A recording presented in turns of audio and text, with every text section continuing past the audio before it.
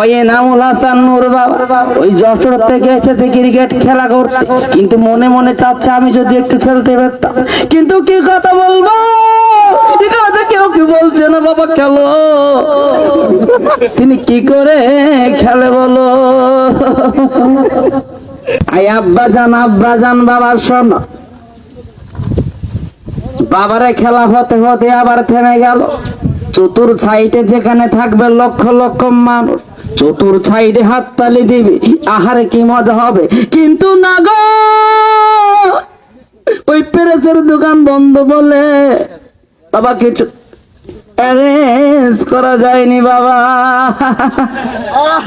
আব্বা জান এতক্ষণ ভাষ্য করে দিচ্ছিলেন গোটা জাতির আলোড়ন সৃষ্টিকার।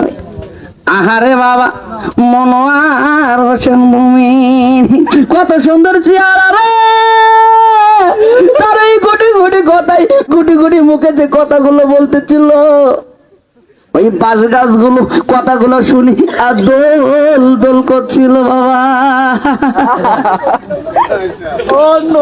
আব্বা জান বাবা কার কথা বলবো, কার কথা বলবো বাবা।